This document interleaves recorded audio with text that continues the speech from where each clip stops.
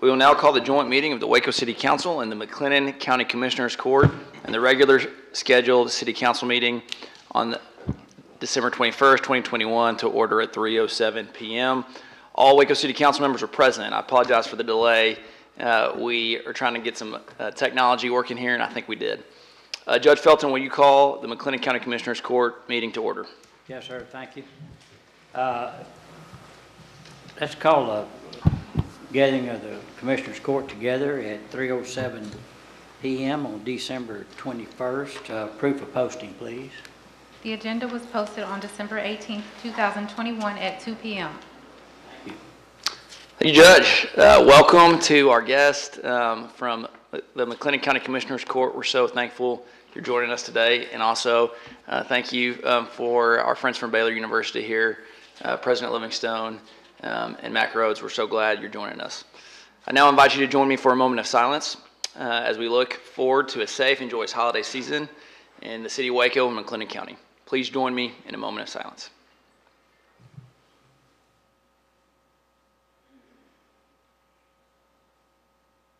Thank you.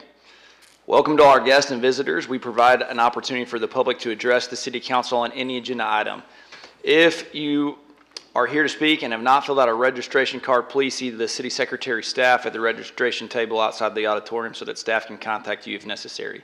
If you have handouts, please let us know at the beginning of your presentation and staff will distribute those to Council. If you're unable to approach the podium due to physical limitations, a microphone is able to be brought to you. Is there anyone present who'd like to speak? Seeing no one registered to speak, we'll now discuss the joint meeting agenda item. And with that, I will turn it over to Bradley Ford for our presentation today. Thanks, Mayor, and thanks, Judge, and welcome the public this afternoon. To say I'm excited doesn't even put the right words to it. I've got chill bumps about this one. So hopefully y'all do too by the end of it. For decades, Waco has talked about the Brazos River as a key link between our culture, economic development, and the vibrancy of the core of our city and our region. And today's presentation is really a game-changing opportunity for both Baylor University as well as the city of Waco and Mclennan County to really move forward in a manner that raises the bar in terms of what the river can do for our region. Will y'all get my slides up there, please? And just for clarity, I hate to interrupt. I just want to make clear that we're not on work session item 2021-898. We're in the joint meeting with the county. Thanks, Jennifer. And discussing a memorandum of understanding with Baylor University. And also, if you don't mind, for the record, council members Palmer and Broderick have filed affidavits of substantial interest on this item. Thank you, guys. Thank y'all. All right, so we've got a slide presentation for the team today, and before we walk through that, as the mayor noted, we've got some special guests with us, and in terms of from Baylor University, we've got President Dr. Livingstone as well as Athletic Director Mac Rhodes, and a couple others in the audience. And each of these individuals is going to talk for a few minutes during our work session today, and I really wanted the council to hear from me as well as the commissioners to hear from me how thoughtful this team has been about the community along the way on this journey. President Livingstone and Mac have shown just really a can-do attitude as we've run up against opportunities and challenges in the project. So very thankful for their leadership on this. Additionally, in a few moments, we'll be hearing from Assistant City Manager Paul Kane, who will cover the financial aspects of the project. And I'll also briefly discuss the proposed schedule and various agreements that are necessary to facilitate such a complex project. And finally, before we get to the end, because I know the council was going to want to say some thanks, I wanted to get in an early thank you to somebody, and a critical member of our team who's not seated at the table here, and that's City Attorney Jennifer Ritchie, who has just been a rock star and an advocate to get this deal to this point in time, and really served as a confidant to me in this project. So wanted to start with an overview of the project. Baylor University, of course, is working to create a replacement facility for men's and women's basketball to be named the Foster Pavilion, and Baylor, as well as the City of Waco staff, have been coordinating to see how that could happen in the riverfront development and how it could create potentially one of the most dynamic development districts in Texas. The Pavilion project, as we'll call it, is, at least from the city's perspective, meant to be financially self-sufficient with no public money, no city money required for operations or maintenance, except on the days in which we use the facility for our purposes. The financial strategy you'll hear about in a few moments from Paul will not require, it says will note require, sorry about that typo, will not require a tax rate increase or take revenue from other initiatives such as the council's investment in public safety or our widely expanded street program. The more than $700 million of investment that are at full build-out parts of this project represents the largest economic development project in our city's history. It's a very monumental project, and you'll see that as we work through the graphics here in a moment. What results is that we're provided with a facility, an amenity, and a district that's beyond comparison for cities of our size. In some respects, it works back to that analogy that the mayor sometimes uses, that we, and Councilmember Bearfield, that we've been the smallest player on the varsity team, and this is a moment where we get to step up a little bit. And finally, this project really is going to, as you'll see in the graphics, it's going to deliver on the community's vision for a riverfront development that's been underway for a long time. As noted on the slides, this council's for decades have been talking about how to make riverfront a reality, and it's going to feel like an overnight success that took 4 decades, 5 decades in the making. And I think those are the best projects that we as council members and city administrators get to work on. So multiple comprehensive plans have referenced riverfront, as well as our NRN downtown assessment, our market studies, the Greater Waco Chamber of Commerce strategic plans. Multiple editions have referenced riverfront as a priority, and also the plan for downtown Waco, the Imagine Waco plan from 2010, specifically calls out the idea that downtown should be an 18-hour district. And what they're saying there is it shouldn't just be a district that's active from 8 a.m. to 5 p.m. It should be a district where people are coming and going for a variety of reasons, whether it's work, play, eating, shopping. That's what a vibrant downtown is all about. And so I pulled some data to help visualize what that means. And so let me explain the chart first, and then we'll come to conclusions at the end. So Waco's downtown is shown in the blue dots. They look kind of purple from here, but they're blue. This is the amount of visitation on the bottom of the slide is shown by hours of the day. And so what we see there is that you start seeing a lot of traffic coming in at 8 a.m., going to work, peaking around the noon hour. Frankly, that's the Magnolia peak that we hit in blue there around noon. A lot of the guests to Magnolia come in early and filter out through the day. And Waco's downtown sees just that slow decline over time in terms of visitation, because there's not necessarily enough drivers of activity to cause for a 5 or 6 p.m. bump in visitation. The red line, in contrast, shows Austin's Central Business District in terms of how it moves a little differently from our line. As you note, they see a bump in visitation in the evening. And so in my mind, we, with a project like this, particularly with Baylor's investment, by the time 2024 rolls around, we see an opportunity to have that bump as well, with as many as 500,000 guests coming into downtown via, whether it be basketball games or events and concerts to be held at the venue into downtown, which will further support small businesses deciding to stay open later, giving them a reason to continue operations beyond the time that Magnolia is open.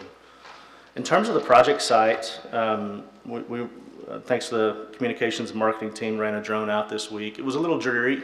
It was not a Chamber of Commerce day that day, so a little bit of fog and kind of dreary to the site, but we shot some pictures to give you context. The pavilion site that you're going to see renderings of, and Mac's going to talk about here in a moment, does sit right front and center of this graphic that's looking back towards Interstate 35 from the river. The design is really intentional, as you'll note here in a minute.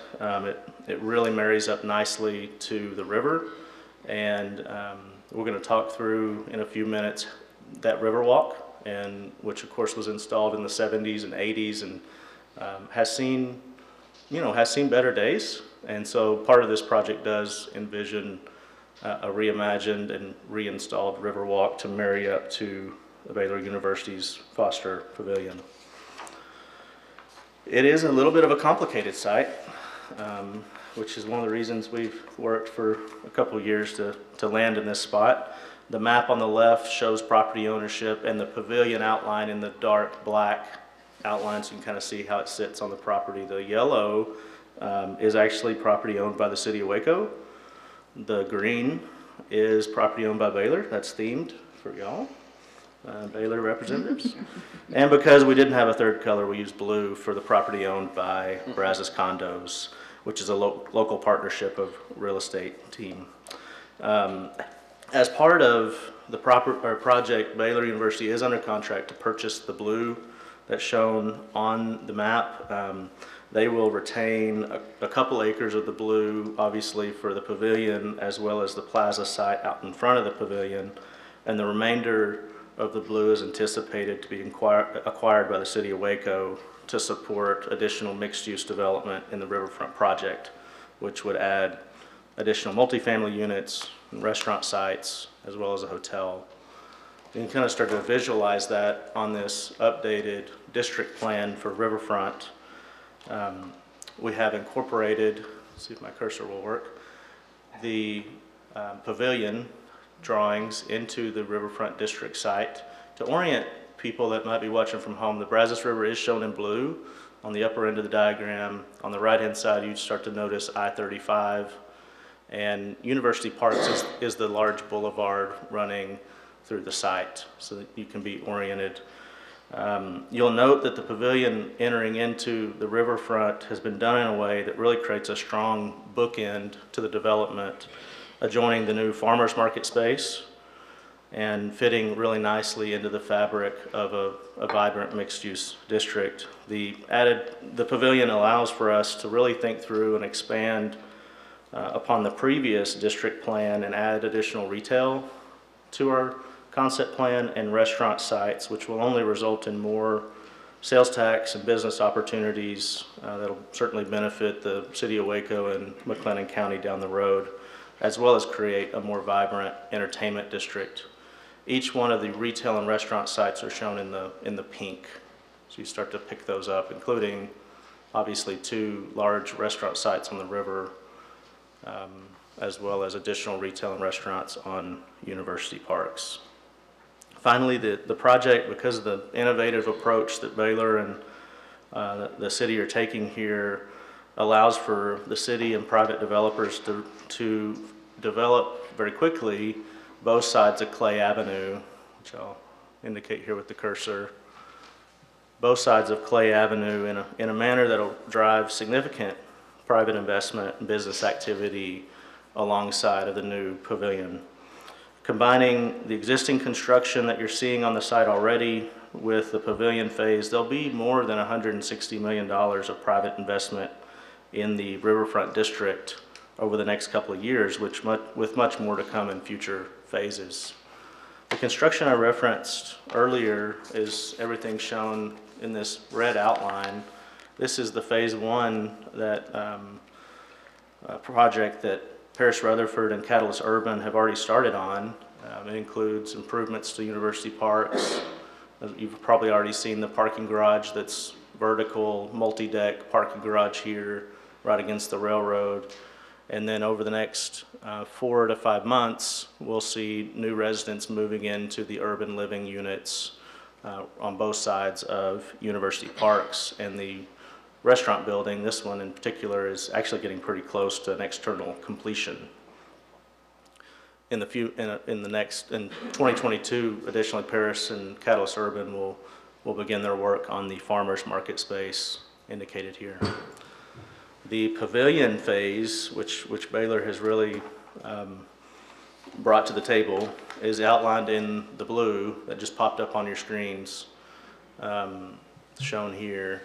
It includes, obviously, the basketball pavilion, the 2 riverfront restaurants, a new mixed-use block on the west side of Clay. That includes the yellow is urban living.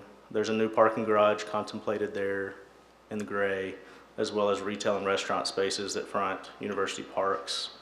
On the east side of Clay Avenue, you'll have an additional parking garage shown in gray, and if things go to plan, a new full-service hotel that's incorporated into the construction of that parking deck, with as many as 160 to 200 full-service rooms coming to the market.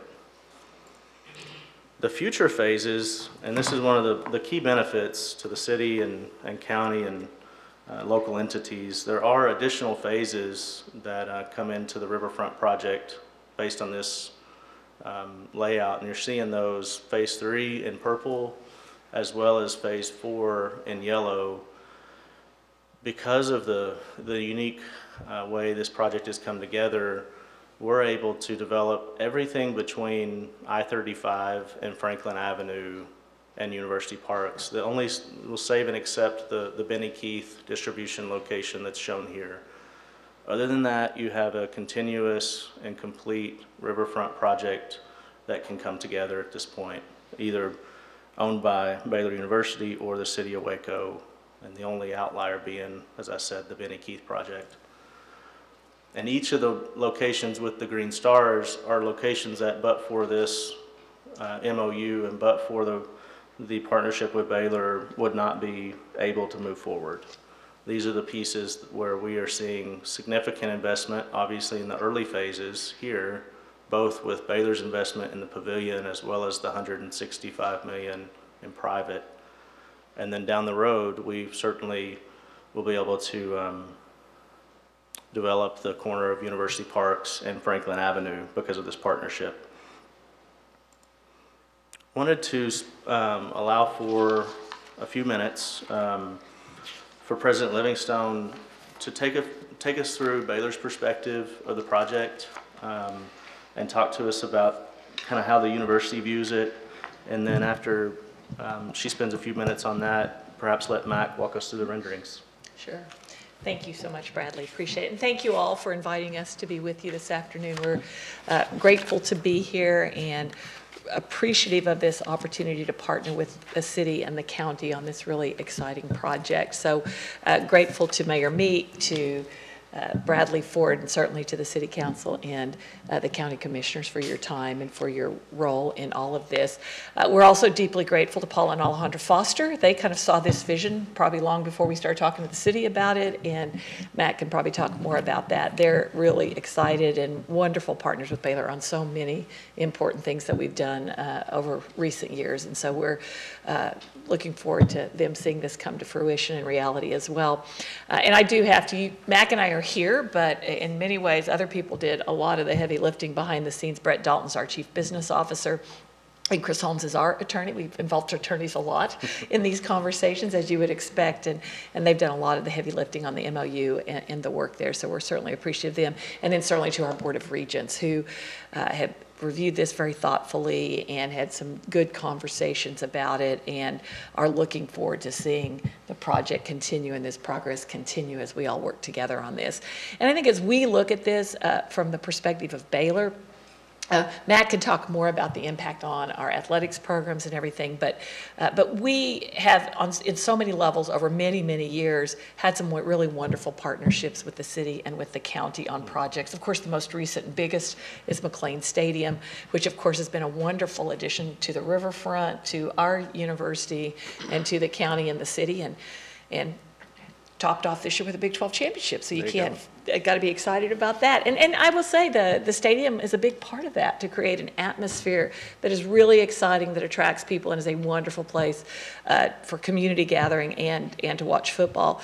And so we see this as that same kind of opportunity, certainly for our basketball programs, which are obviously two of the best in the country and have been for a long period of time, but also a way to really connect better the city and Baylor. And I made this comment, I think some of you probably saw it in the paper, that I-35 in many ways is kind of a barrier between Baylor and the city. And we see this project, particularly with all the work that's being done on I-35 and the way those walkways and passageways between the city and Baylor will change and be much more friendly to individuals. It will really help bridge that gap. Our students love Waco. They want to, many of them want to stay in Waco. Even if they don't stay in Waco, they love being here while they're students. They want to engage with the community.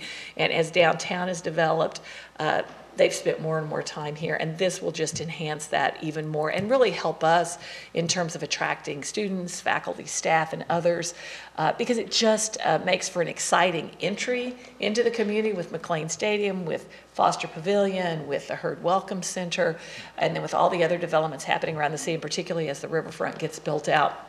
We just see it as a tremendous opportunity to enhance what we're both already working on, to do it together in a way that will move us forward as a university in ways that are really important to us, and then certainly in partnership with the city help enhance some of those. I had not seen that timeline before, Bradley, that showed how long that riverfront conversation had been going on. So it will be exciting as part of this to see that come to fruition for so many of you who have spent so many years working on these projects and working on enhancements to our community. And so we're appreciative. We look forward to, we've done a lot of work so far. There's a lot more work to be done in a short period of time, but we're excited about it and really look forward to the ongoing work together and the opportunities that are ahead, certainly with this project, but in many other ways over the years to come. So I will let Mac talk more about the renderings and the impact this will have in other ways. All right, well, thank you again for the opportunity, and I'll start by saying everything that Dr. Livingstone just said, so I won't repeat it, but certainly grateful for the opportunity, and I think it's a win-win for the city. It's a win for Baylor University, and I certainly believe it's a win for our athletics program, and particularly our men's and women's basketball programs. The rendering, and I'll take you through some of the renderings. The rendering here is a look from University Park. So you'd be looking toward the north, and as mentioned, Paul and Alejandra Foster, grateful to them. Want everybody to know they've been extremely supportive of this site, of this location, and a partnership with the city. The total project is about 245,000 square feet. The architect on record is AECOM, and for those that follow college sports and professional sports venues, they are a major player in that space and come with quite a large portfolio, and we believe they are the best in the business when we think about arenas, and particularly multi-purpose and basketball arenas. The construction manager, we have selected Austin Commercial. We have had great experience with them.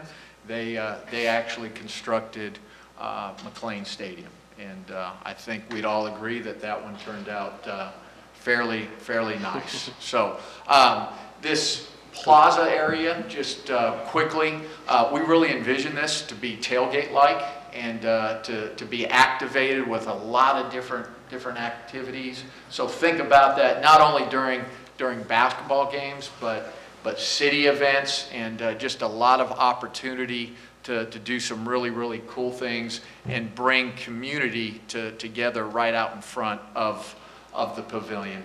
Lastly, on this rendering, we really went with kind of a field house old school look, and then state of the art once you walk into the building, and you're looking right at the main grand entrance into the pavilion.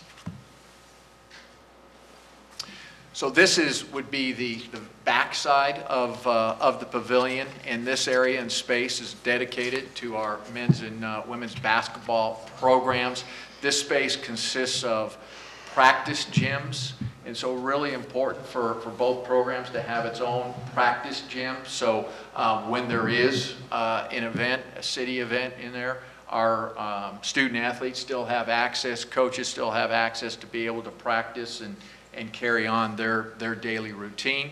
This backspace also includes locker rooms, team lounges, strength and conditioning, sports medicine, all of those things that basketball programs utilize really 24/7. Again, another look at the what I would call the north end of the facility, the development center. Love what we're doing with the riverfront there. Again, we certainly anticipate that to be activated continually. But what an unbelievable recruiting opportunity as well. When we think about recruiting student athletes in that setting and that atmosphere is exceptional, and we certainly look forward to that. Again, another view of that back end, and you can see I-35 there to the left. I think it's going to be spectacular as you're heading south on I-35 to see Mclennan Stadium on the left-hand side, and then all of a sudden now to see the Foster Pavilion on the right-hand side, and a great branding opportunity for both Baylor and the city. This is the main grand lobby entryway into the facility. This is a large space, over 6,000 square feet. Escalators and elevators and stairs will allow our guests, fans to get to the concourse level. And for basketball games, about 70% of our guests will enter through this main lobby area. The concourse, what's really unique, and I'm intentional when I use the word unique as we compare other facilities across the country, you'll notice that it's open to the court.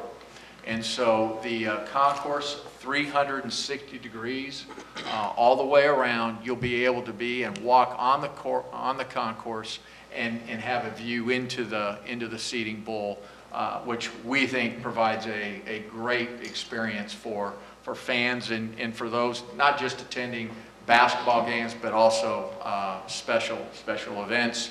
You see the concession on the right-hand side. I'll just note that we'll have a variety of different options and work with a variety of food vendors. And then the seating bowl itself, I'll tell you that we spent days, hours working with the architects to create a very intimate environment with fans right on top of the court. 7,000 fixed seats with 500 standing room only as well, so we can reach a capacity of obviously 7,500. But we think it's going to be a great venue in terms of basketball games. But we also worked with the architects to make sure that it would accommodate special events. So in terms of a special event that required a stage, that stage would go on the north end. There's the proper rigging, roof structure to accommodate rigging, lighting, all of those things that you would need to host concerts, special events, etc. This main seating area also has two club areas. It has a sideline club and a courtside club. Sideline accommodates about 800 people, and the courtside club accommodates 200 people. So a lot of space adjacent that you don't see here from the seating bowl to be able to be utilized as well. Thanks, Mac, for covering that. It's a phenomenal building. Definitely very excited to see it out on the river. One of the things I wanted to highlight on the riverfront side, so that we set the appropriate expectations, I guess, from a design standpoint. You know, Baylor has a building that's getting pretty close to being construction ready, I guess I'll say.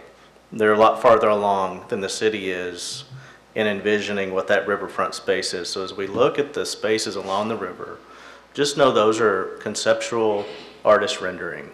And we're, as part of related agenda items on the agenda tonight, working to start the design process on that riverfront modification. So effectively, we need to catch up our riverfront project to where Baylor University is. So don't hold us to exactly this is going to be white concrete with limestone edging, and the walkway up is going to be here, and the fountain's going to be there. There's certainly a level of detailed design work that still needs to be moved through. But when we work through that, a couple of themes I want you to know about as a council is one of the design issues in the current Riverwalk is that it sits really low. And as we have fluctuations on the Brazos and mud flow and debris flow, it tends to get stuck on the Riverwalk, and the parks team spends a couple of days cleaning it up. And during that time, we have a closure on the Riverwalk. So we are anticipating being able to solve some of those issues, and it's certainly Paul and my hope that we'll be raising that Riverwalk for as far as from the law school down to Franklin Avenue. Of course, as we talked about, design and construction will be something we have to work through. One of the things that I wanted to cover a little bit in detail, because I was watching after the Waco Trib article posted over the weekend, watching some of the comments, and one of the things that tended to come out was, well, where in the world are people going to park? And I wanted to kind of spend a few moments helping to illustrate the opportunities for parking in close proximity to the site. And to do that, I made a little map here, and there's the two rings that are in red help you kind of get a sense of where the quarter-mile and half-mile markers are. And so the first ring in the middle is a quarter-mile, and the outer ring is a half-mile. And my purpose, of course, in this map is simply to illustrate there's a lot of parking nearby. It's not to say each one of these is going to be game day parking. We are not at the level of specificity between Baylor and the city to say that yet. It's mainly meant to be a high-level review, which indicates that, you know, within a 5-minute walk of the pavilion's main entrance, about 53% of the capacity at full capacity could be served with parking. And within a 10-minute walk, we're at 83%, we believe. And so predominantly, pretty close access to a number of parking resources, including number 2 and number 3 on the map, which are garage parking spaces on game day, 600, which the city's committed to building by 2024 when the arena opens as part of the MOU. Now, those 2 and 3 are fortunately complemented by number 6, which is already in place. That's the public parking garage that the county and city have already invested in with the downtown TIF, which will add another 180 or so spaces. And then indicated as number 4 is all the on-street parking that's available in the Riverfront District.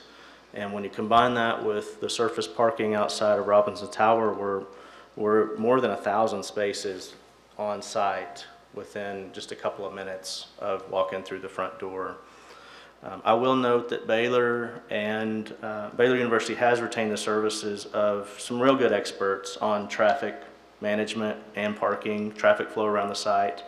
I believe that's Kimley Horn, and I expect that my team and Baylor's team will be working over the coming months to come up with a real strong game day solution on how to both get people to park on the site or get people to park and walk to the site, as well as other game day transportation options, whether that be shuttling or signage, so that we can efficiently move people in and out of the facility, hopefully, if we do our job right, with an eye towards how to get them into shops and restaurants along the way.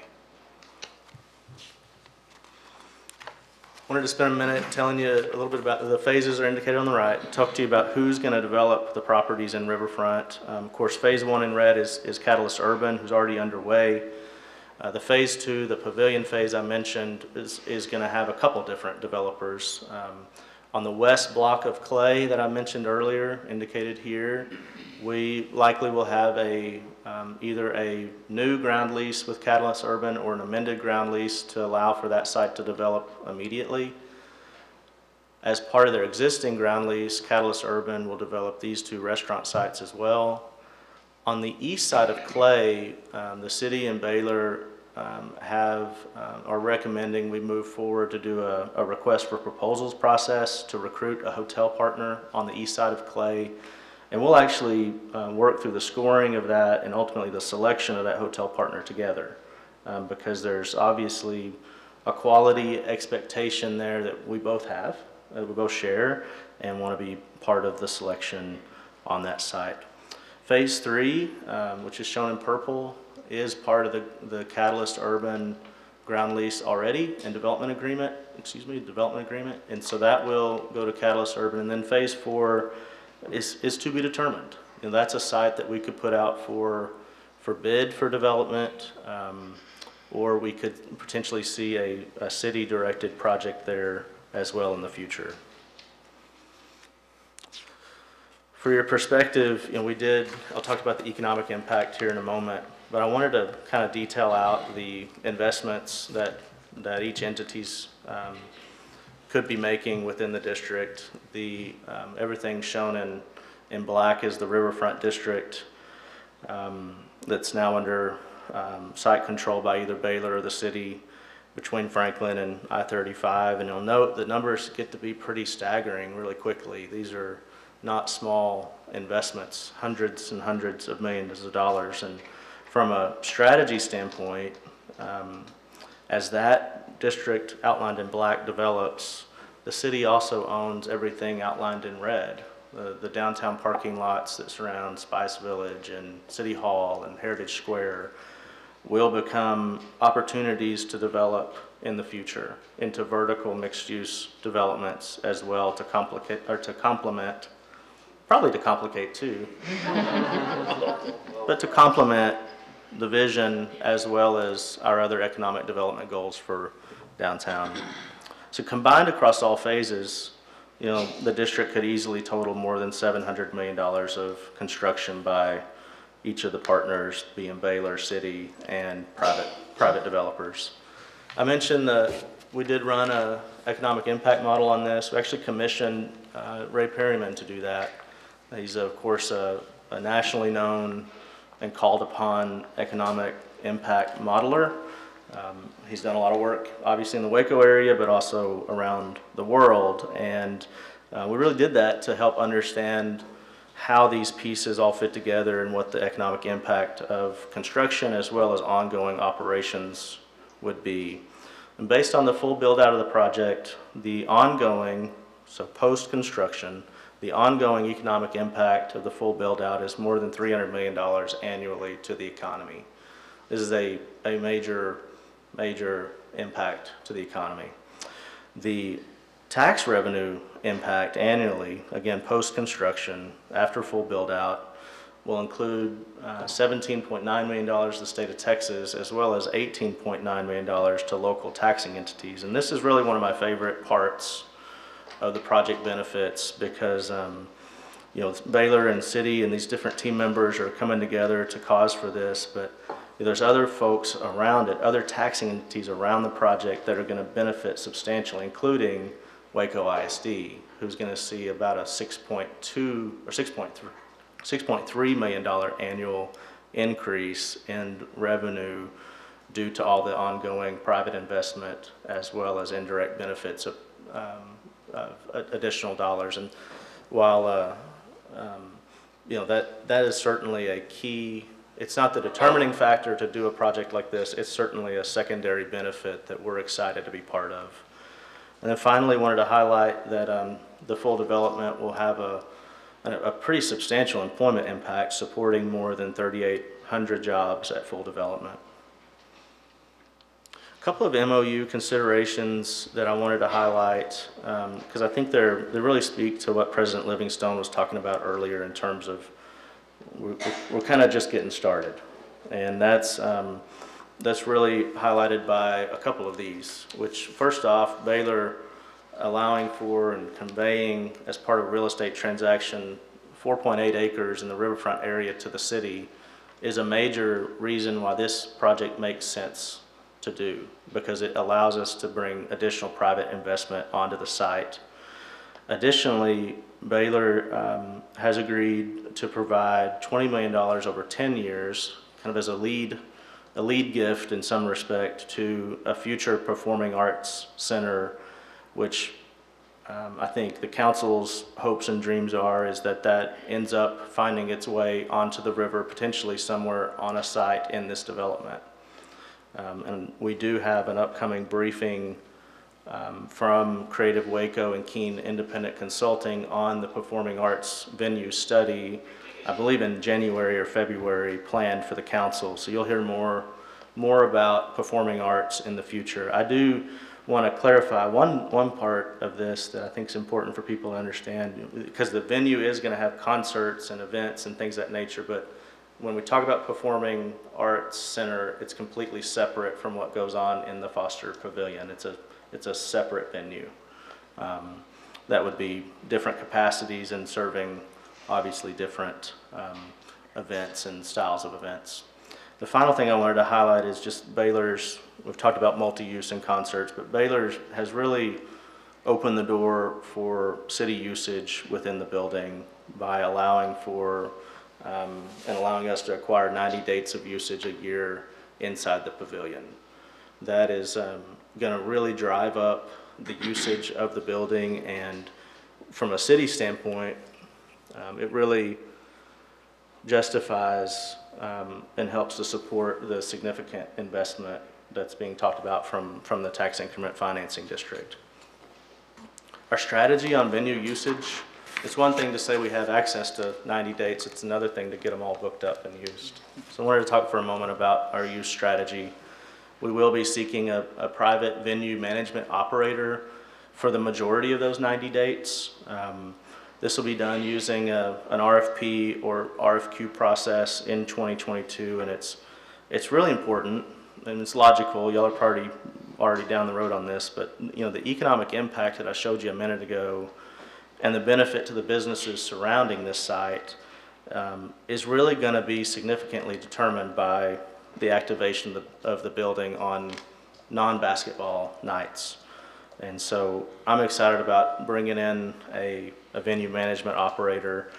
You know, I think we will hold some portion of the 90 dates to support local partners like the Sports Commission potentially to use the facility. So meaning we'll hold a few of those to see if we can recruit you know, a statewide basketball tournament or some other sporting event that could further our economic development work in the region. The coordination with Baylor is really important on venue management. As you might imagine, their brand is all over this building. And so we do intend to bring a venue use agreement both to the Board of Regents as well as the City Council in the next few weeks.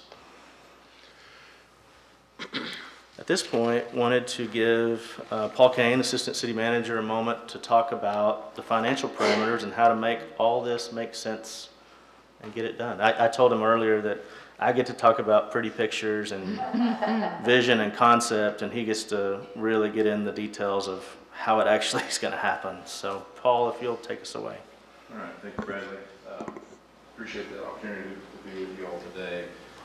The MOU that we've mentioned throughout the discussion today does outline each party's responsibilities and obligations that are in a conceptual form now, and those will be incorporated into some of the agreements that Dr. Livingstone and Bradley have alluded to earlier. At a high level, we are anticipating about 98.75 million investment in public dollars into this area, really in two categories. The first one being a reimbursement to Baylor, where Baylor will fund that land acquisition and of course construction of the pavilion, and the city will then pay them back. We're looking at that $65 million to be paid in 5 installments of $13 million. The first of which is due actually the same year that the pavilion is scheduled to open, 2024. So we're looking forward to that opening, and we've structured, working with the Baylor team, some broad parameters for those financial payments. And again, the city would be acquiring about 4.8 acres of land and improvements and modifications to the pavilion that make it suitable for a venue use, and then some public infrastructure along the way. Some of the public improvements, and Bradley talked about these earlier, we've got about 17.6 million that will be in for parking to support the development. We're planning to deliver 600 spaces to Baylor at the June 30, 2024 timeframe, so that the spaces are there when the pavilion opens. And again, those will be, the majority of those will be in a garage there at the corner that Bradley's talked about, and 165 spaces, which will be purchased by the city within a larger garage supporting some of that mixed-use development that Bradley talked about earlier. And then the Riverwalk improvements, I know all of us are excited about those. Our parks folks, Jonathan and them, are excited about not having to hopefully shovel mud off every time the river rises a little bit. So we'll be planning on raising that Riverwalk, as Bradley indicated earlier, create some amenities along the river to make it more attractive, and certainly to complement the work that Baylor's doing.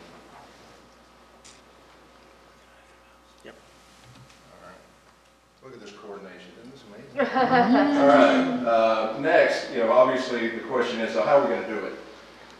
We're working through those details. This is, from a public finance perspective, complicated, but we are working through it. We've identified that, this will not be, as Bradley said earlier, there's no tax rate increase associated with this. We're not going to use any of our revenues that we're doing for public safety issues and those kinds of things. So we are looking to the TERS to be the primary vehicle for funding this. And right now we're looking at a combination of both issued debt and cash to fund this deal. Our debt, and we're finalizing this now, but we expect it to be somewhere between the 20 and 30% range of that $65 million, and then the cash portion, you see the remainder there. There's a number of steps, as council is well aware, and the commissioners are well aware of, that you have to go through when you talk about TERS modifications. We will be bringing those forward, we expect, in the second quarter of 2022, and that will include a number of things, both the project plan, the financing plan, and we also are going to look at extension of the TERS. The termination of the TERS can't occur until all the debt obligations are fulfilled anyway, but there's some opportunity for us to have some discussion with our TERS partners on contribution rates and taking a closer look at those as we move forward. Of course, we've got to have a good team of folks to make this happen. We have formed a financial solutions team that includes our city bond counsel, city financial advisor, and of course our internal team from legal and finance, budget, economic development. We've had a couple of meetings so far, been exchanging a lot of spreadsheets back and forth, and working closely towards some final recommendations for you. There are a number of elements to this deal, as I said earlier, that make it a little bit unique. And from a public finance perspective, we'll cause us to look at such things as taxable versus tax-exempt debt, private use components. One of the big issues for us is obviously conforming our work with the work that Baylor's doing, meeting their timeline, and that's a challenge in terms of cash flow and debt issuance and those kinds of things, but we'll have a plan to meet those certainly. And then there's modifications that have already been approved. WSD, as we know, is exiting out of the TIF. And there's a reduction on MCC's contribution rate that we've programmed into our pro formas moving forward. And then all the things that come with debt financing, coverage requirements, cash balances, those kinds of things. So let me focus in a little bit on kind of some big picture things that are going to help drive this and make it happen. This chart shows what we project the tax increment to be in 2032. So we're talking just a little over a decade out. Right now, we're at about $531 million of increment in the TERS today. And Bradley's talked about and shown the group today a couple of these things that are in play now, and we've got some things under construction, and then some things proposed that the TERS board and county are aware of coming. So when you look at those two things, that's about 32% of the total value, which is pushing over $1.2 billion, in things that we know are either on the ground or soon will be. So that's a real positive sign to see around 30% additional revenue that's in the pipe today. This another around a quarter of the increase here is in some of the things that Bradley talked about earlier with regard to development in and around the pavilion as these additional phases of the riverfront project come into play. And so we haven't been overly ambitious there. We've been fairly realistic in what we think those dollars are going to be, what those investment amounts are going to be. And then, of course, the miracle of appreciation, right? When you think about a 10-year window, you're going to have appreciation, and we've done that at about 3% a year.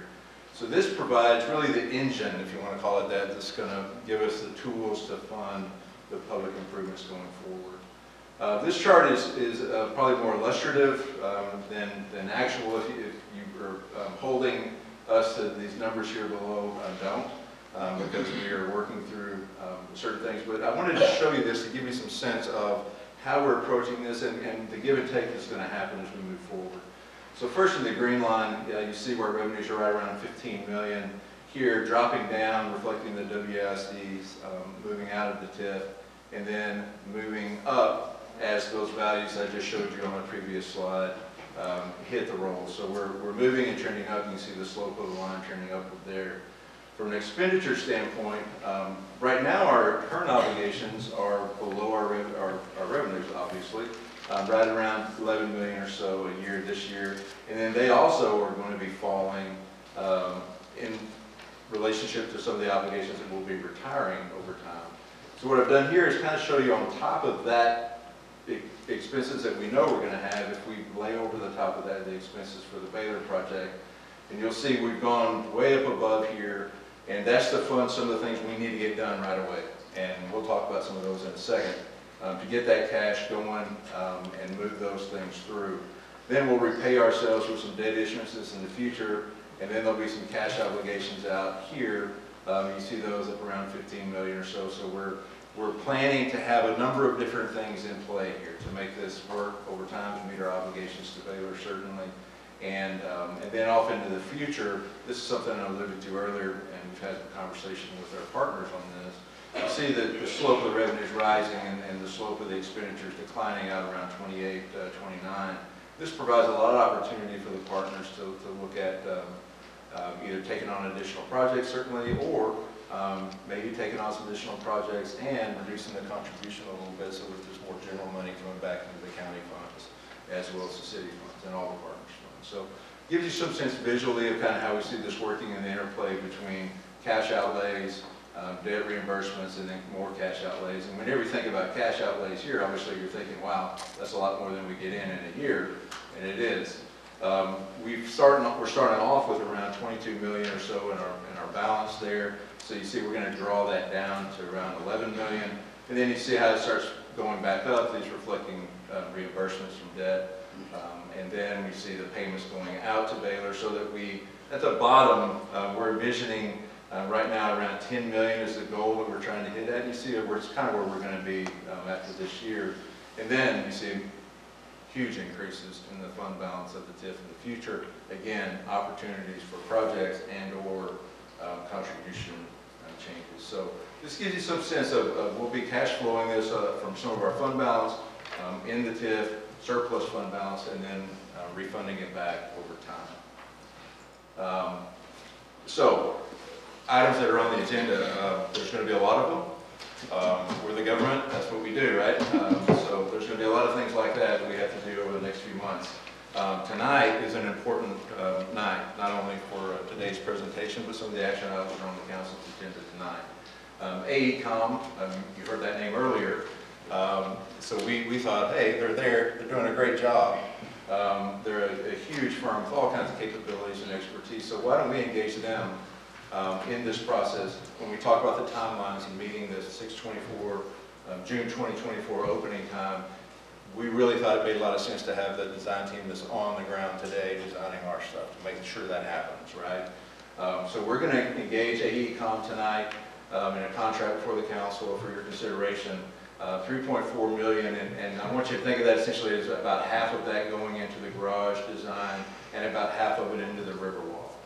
And we have a resolution tonight on your agenda that gives us the opportunity, as we flesh out some of this financing, to repay ourselves with bond issuances in the future. We think that's a smart thing to do. It doesn't obligate us to do that, but it gives us the opportunity to do that.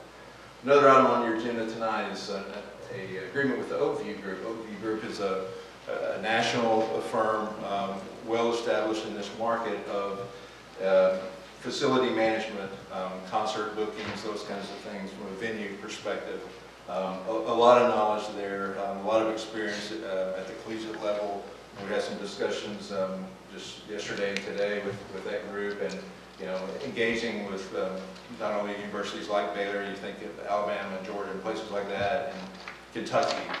So they're obviously familiar with college environments and how to make that work. So we're bringing them in at a small level early on to give us some design consulting, to work with AECom and the Baylor team, just to make sure, hey, you have this, right? That anytime you're designing something for a venue, you want to bring in somebody that knows venues well, just engage a little bit.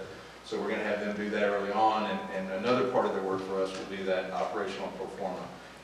Once we take those 90 days and we bring in venues, we bring in events, what's that going to translate to in terms of dollars and cents to us and to the community? And then last, Kimley Horn, we have an agreement with them tonight on your agenda. All of these agreements are going to be funded by our special reserve fund, and we intend to reimburse that fund with TERS money in the future. Okay. So just want to make sure that we're moving forward. And why are we doing that? You heard the timeline, right? It's December 21st today. Our next meeting is January 18th. Honestly, we can't wait a month. We need to move forward. So we're excited to do that, and excited for you to consider those items tonight. Future agendas. You see all these items that are in italics here. These are agreements, right? An MOU is a statement of intent, right? All the parties say, let's move forward with this. Dr. Livingstone decided that these as well. As we move forward, there's going to be formal agreements that bring all of these terms together. And we know the Board of Regents has interest in those. Certainly we know the council will. So we'll be negotiating and firming those up. Jennifer is going to spend a lot of time working on agreements over the next few months, and we certainly appreciate her work and help there as we move forward. So a lot of work to be done, but excited to do it. I think that's the message we're going with today. And then our next steps, right? Yesterday, the Board of Regents did vote to approve the location and move forward, as Dr. Livingstone indicated earlier. We expect January and June to be, there's going to be a lot of paper flying back across the interstate, right? Maybe not literally, hopefully, but again, we'll be communicating back and forth and negotiating some of those agreements. April 2022, very tight timeline on the hotel partner that Bradley talked about. Wow, yeah, we're going to be moving quickly. And then, of course, the start of the construction of the pavilion in July. November, we're looking at completing the design of 22, completing design of the parking garage and riverfront improvements, and then May of 2024, it all comes together in a big way for Waco and for Baylor. So with that, I will turn it back over to Bradley. Thanks, Paul, for that overview. It's, I think it shows certainly the level of complexity of what's taken place so far and also what's to come. At this point, I'd like to engage the commissioners and council with any questions you might have. Any questions or comments? You mentioned TERS. You mentioned that's synonymous with the tip one, correct? That's correct, Commissioner Jones. It's Paul and I didn't coordinate well there because he's using TERS and I'm using TIF, but they are synonymous. That's the district that was created in 1982, and each the county and city and MCC and WISD at this point active participants in and have been since '82. And a point of clarification for any folks watching, because oftentimes it gets confused with other taxing entities or districts. That is not an extra tax burden that you pay. It's actually a direction of tax resources that each of those taxing entities has decided to allocate into a special fund to support economic development. But yes, good clarification. They are synonymous. I'm the county representative, and again, proud to, this is, this is what we look for. So. Thank you, sir.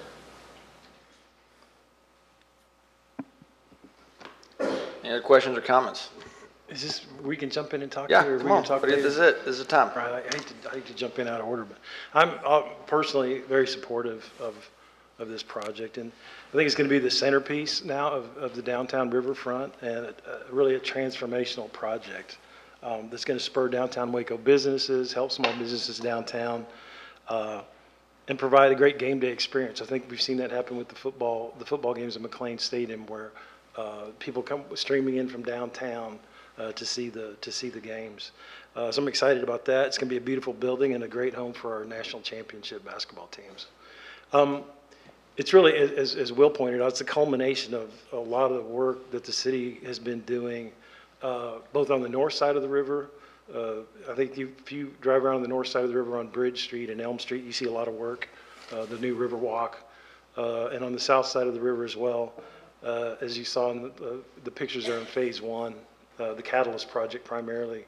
And this to me just kind of fills that out and creates a nice linear from Baylor to Franklin or to the suspension bridge. I didn't think about that. The suspension bridge also is being worked on right now. But, and I was part of the private sector looking at this project, a dozen years ago or 20 years ago. And I know it takes a lot of puzzle pieces to come together, and you have to have the right people lined up. It's almost more important than the actual, land and vision. But it's amazing to me that a lot of us are here today. I mean, the court and the council and Baylor taking the right people to come together to get this thing going. It's just so exciting. Just some of the benefits that Bradley went through that I'll kind of enumerate from the city perspective. The city and the public will now have access to what I would call a world-class entertainment venue, almost a $200 million entertainment venue. We'll be picking up, a fraction of that cost for the right to use that 90 dates a year. So I think from the public perspective, we're leveraging into a beautiful project here.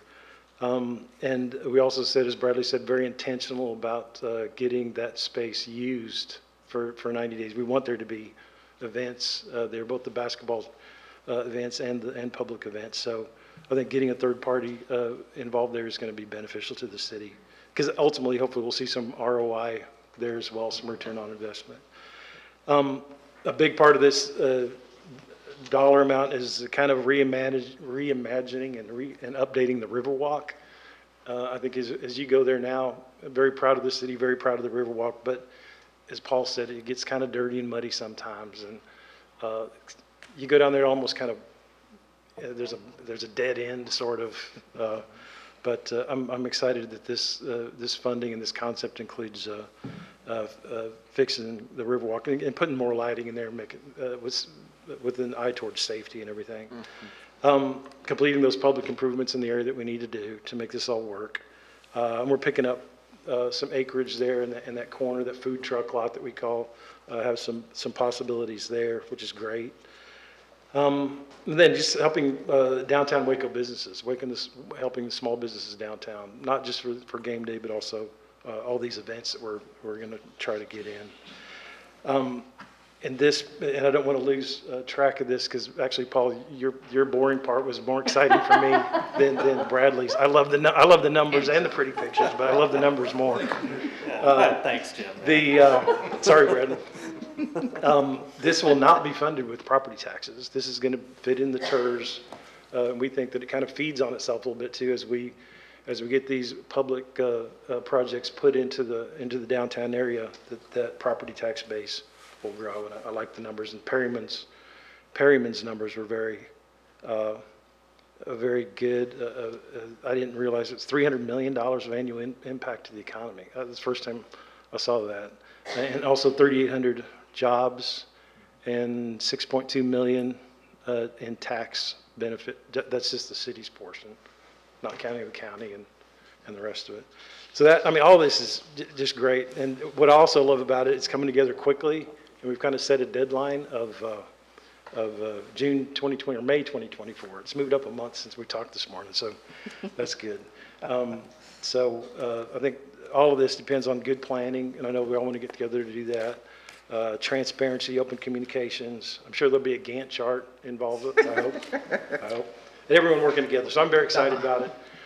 And I appreciate, again, this is the first time in the 6 years I've been on council where we've all gotten together like this, and I love it. I appreciate you guys, and I just appreciate the teamwork that we have going in Central Texas right now. Thanks. Thank you, Bradley and Paul and Dr. Livingstone and Coach Rhodes for your presentation. When the news came out, I was chatting with my sister, and I didn't realize, thank you for the slide, Bradley, we're talking about 7 decades of planning. 7. One of the things I said was that my mama said that once we really activated one of our greatest assets, once we really activated our river, Waco would be what she was intended to be. And I strongly believe that this is that thing.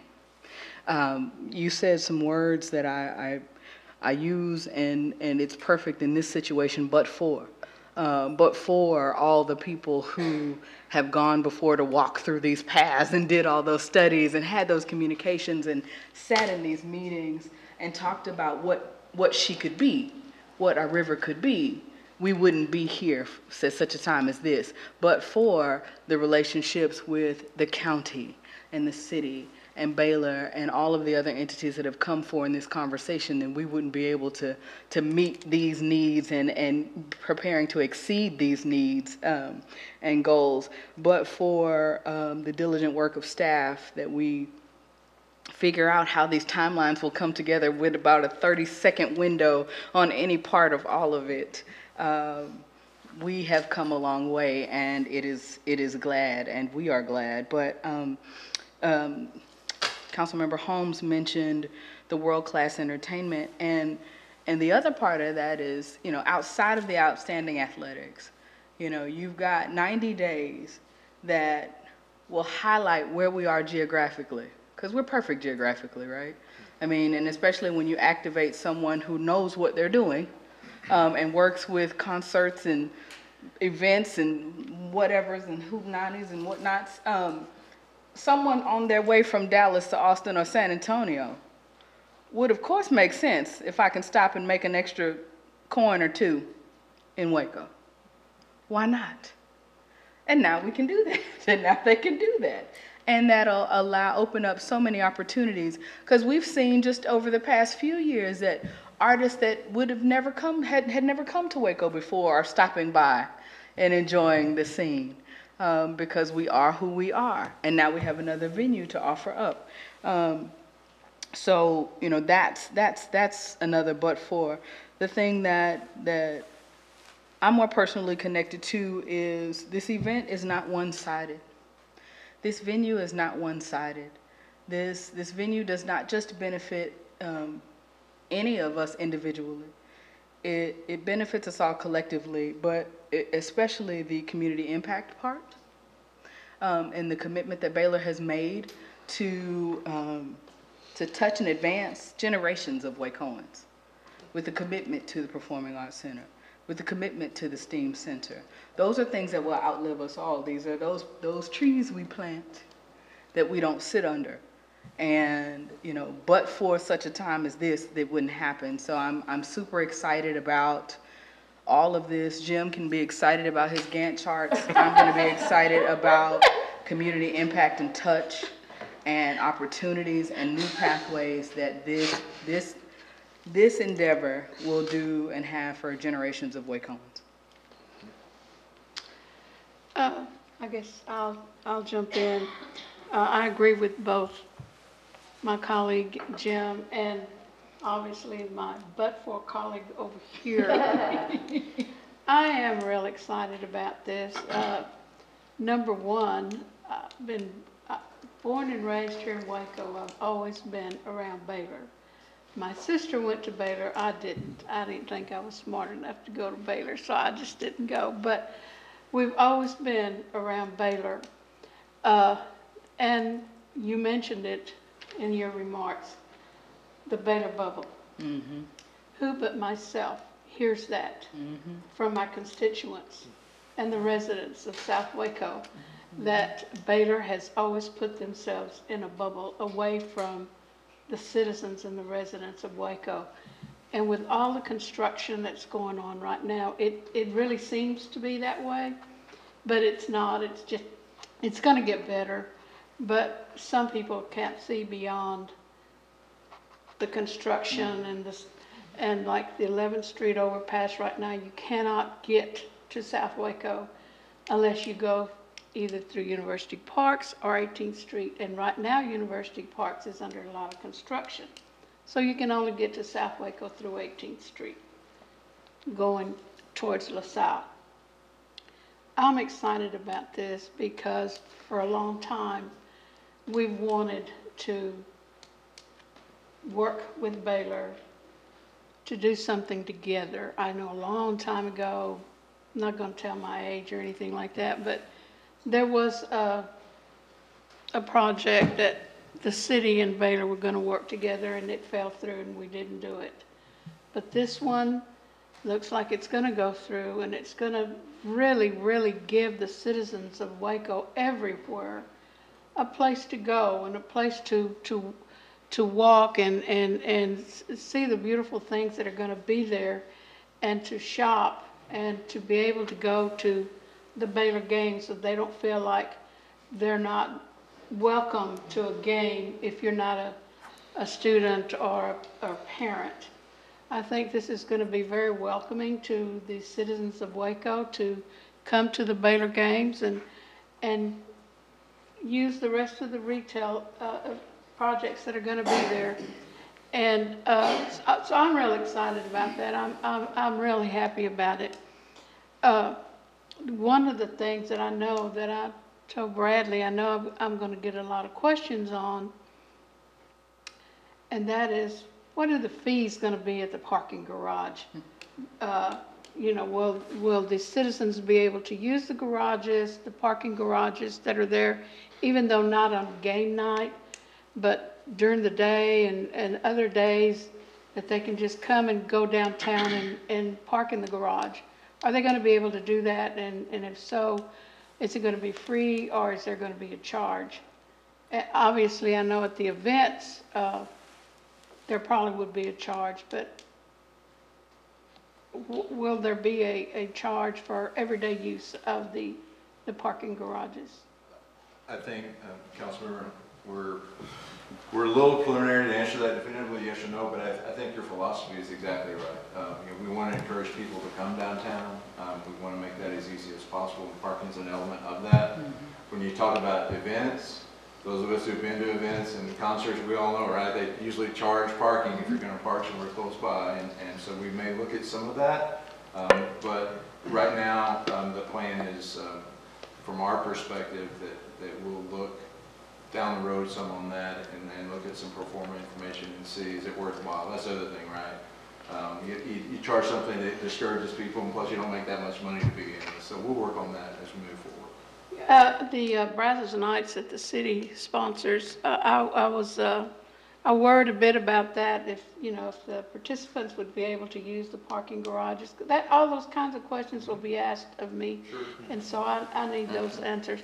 I also was at first a bit worried about our convention center and the events that would be happening at the convention center, but as I'm sitting through here and looking at all this, I think this will only enhance the conferences and conventions that the convention center will be able to bring into the city of Waco, because they'll see there's so much going on with the city and Baylor, downtown, the county. I think it'll just enhance the convention center with bringing conventions to town, and I just worried a little bit about these things, but some of these presentations in this kind of cleared it up, but I'm real excited. I think it's been long overdue. I think it's time the city and Baylor and the county, we all work together to really make Waco a special place to be. Thank you. I'll just wrap up here, I guess, by saying that I don't think this was the easiest path that any of us could have taken, but oftentimes the right and most rewarding outcomes come from challenge. And I think that we're sitting here today looking at this slideshow and hearing about the opportunity that's in front of us with hard work behind us and hard work in front of us. But I'm really grateful that what I believe the right outcome that our community is going to achieve is the fruit of that hard work. So thank you. Thank you to Baylor University, Dr. Livingstone. You and your team have done a phenomenal job, and I think this represents a robust commitment and collaborative spirit with our community. And I think that it shows that going forward, Baylor and the city are going to be as collaborative as ever, and I'm so thankful for that. I'm thankful for you, Mac, also Brett Dalton and Chris Holmes. Thanks to the entire team at Baylor and the Board of Regents, not only for moving this project down the field, but also the commitment to our STEAM Center and the commitment to our Performing Arts Center. Those are meaningful commitments to the community. Thankful for our TIF partners here in the room with us. Judge Felton, County Commissioners, MCC, who's not here with us. These TIF partners are critical for this project and other projects in our downtown core to move forward. And we are going to be able to do remarkable things that are really going to benefit this community as a result of the partnership that comes from everyone sitting around kind of the circle, which feels appropriate and right. And also I've got to thank our city staff, and people have been giving a lot of thanks out today, but I've seen up close and personal Jennifer Ritchie, Bradley Ford, Paul Kane, and the entire city management office working so hard and diligently to achieve great results for this project. And long, hard hours, complex, this is a complex project, but we're going to have something that we can all be really proud of as the result of that hard work. So thank you for all of those folks who chose not to take the easiest path, but chose to accept a challenge and as a result get a really positive outcome. So I think that I couldn't be more proud to get to be a part of this team. I think, one of the things that Waco is most known for a long time has been a bridge that got built. And our town kind of grew up around that bridge. But connectivity and bridge building is something that this council and our community has really been working on with new emphasis in the last couple of years. I'm excited not only about the bridge building that we've been doing across the Brazos River and investing in our core neighborhoods in East Waco and in North Waco and in South Waco like we never have before, and building bridges with community and neighborhoods. But also now in this conversation, walls coming down also between Baylor and the city and ensuring that we are bridging the gap that might prohibit the unification of our city. And as a result of that, I think our culture is going to be more vibrant and dynamic, and our economy is going to be stronger. I think that the statement that I keep going back to is that Ray Perriman tells us that after build out, this is going to be the largest economic development project in Waco's history. And that is a very meaningful statement. The opportunity for our economy to continue to grow, for small business to continue to benefit from this is going to be real. One of the things I'm really excited about that hasn't been talked about too much is just a commitment to figuring out how to make sure that local contractors, particularly historically underutilized businesses, have an opportunity to be a part of this project in some way. I know at Mclennan, I think 43% of the project was local contractors, and we don't know what that's going to look like exactly in this, but just hearing that there's going to be good faith work to be done between our chambers of commerce who are represented in our audience today, as well as the city and Baylor working together to really lift up that industry sector, I think is going to be so meaningful. And also thinking through other small businesses in downtown, when you see an economic development project of this scope go in such proximity to a diversity of small business, I know that there's going to be opportunity for success for so many. And I'm excited to working strategically towards that goal. So much has already been hit on, and I'm not going to hit on it again. But I know that we're going to continue to do a good job disseminating the good information about this project to people, because it is complicated. There's a return on investment component, direct and indirect. People can express concern about traffic, and we've got great plans and strategies around all of these things. And I look forward to continuing to communicate strategically to constituents to really understand how the team of leaders who have built out this project have been so thoughtful and careful in ensuring that the right outcomes are ahead of us. So look forward to communicating that with folks in the days ahead more, but believe that this is going to be a monumental good thing for our community. So can't express my thanks more to everybody here. County Commissioners, thank you so much for joining us. Thank you for your partnership.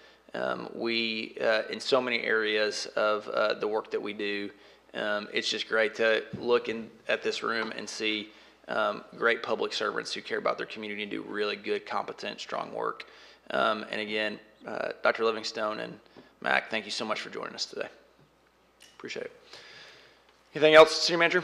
All right. Sir. With that, we will take a recess to allow everyone to exit and re-adjourn at 4:40 p.m. Thanks. Regular meeting and proceed with the regular scheduled agenda. We provide an opportunity for the public to address the City Council on any agenda item during the hearing of visitors of the agenda. On items other than public hearing, speakers will be allotted 1 3-minute presentation regardless of the number of agenda items the speaker wishes to address. If you're here to speak and have not filled out a registration card, please see the City Secretary staff at the registration table. If you're unable to approach the podium due to physical limitations, a microphone is available to be brought to you. Is there anyone present who would like to speak on a work session agenda item? If not, we will recess the regular session and convene the work session with a report from the City Manager. Who's not quite ready. But we'll be in just it wasn't like you were doing anything a little while. All right, thanks, Mayor and Council. Goodness, what a day. Yeah. We have no informal reports on the agenda. I do have one highlight, though. I'm really glad I remember this. Guys, can y'all pull up the picture of Mr. Billy DeHart? I want to recognize an employee here. If they've got it. We had a really neat, not acting in official capacity as a city employee. We had a group of public works employees that went and raised money to buy bicycles for kids in our community. And Billy DeHart, who's sitting in the back corner here in the blue shirt, I'm going to make him stand up. He doesn't want to, but Billy DeHart is the one that organized all that. And Billy, how many bikes did y'all buy? 8 bicycles. 8 bicycles, raising money from city employees.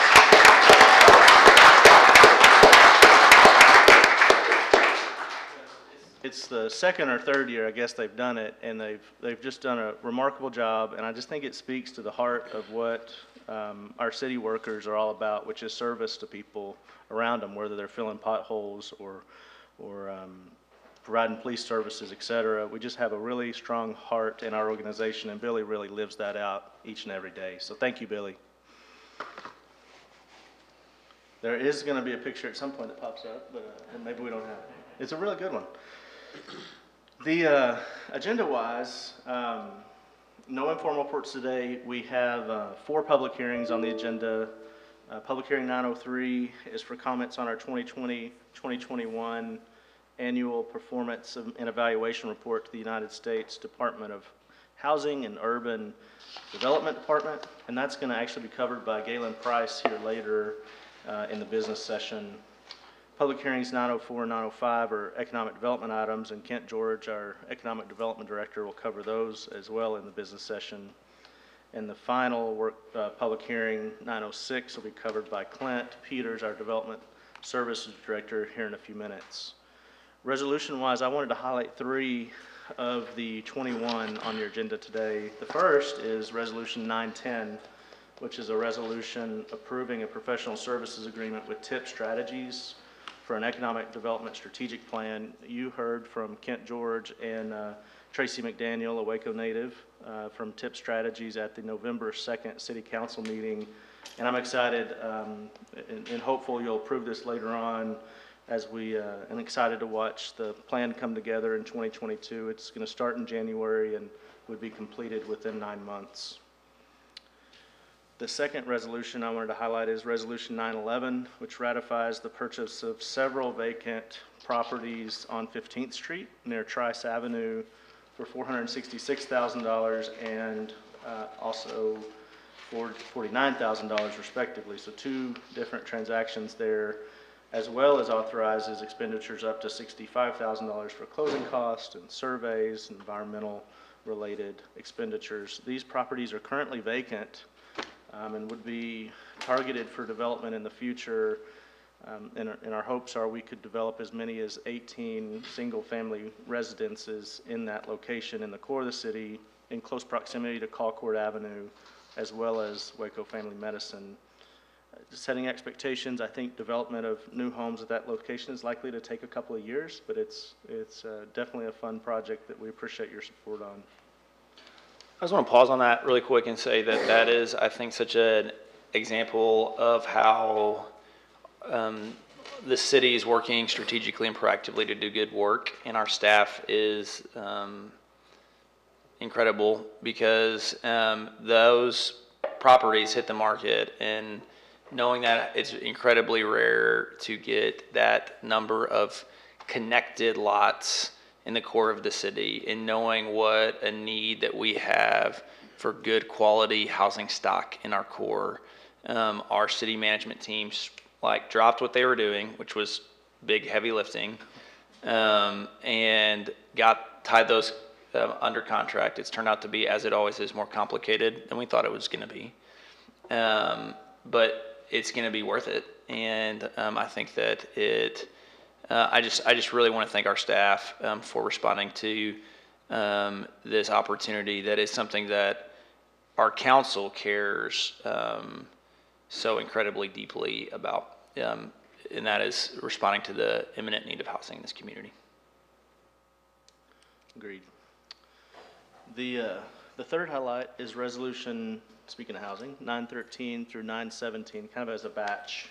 Wanted to just highlight these. This is several items that represent our continuing efforts to work with housing providers like NeighborWorks, Grassroots, and Habitat for Humanity, who construct affordable homes in Waco. As they develop those affordable homes, the city provides for building permit fee reductions and waivers, as well as city tax abatements, so that it supports new homeowners to transition into home ownership. So this collection of resolutions 913 to 917 are assigning the tax abatements to those 5 new homeowners, and they are 100% city tax abatements that will run for the next 7 years on each property. We do have 4 ordinances on the agenda today, and I believe each is on second reading. And so there's no further questions. That concludes my report. Very good. And I think we have one work session today. Is that right, Bradley? We do have one work session. I'm pulling up. Now we have, sorry. Well, there is two. I don't believe we're going to be able to have time to discuss the year-end review. So we'll be covering the other work session. Really quick, Bradley, I'm sorry, I forgot the consent agenda. The consent agenda will include resolutions 2021-907 through 2021-927.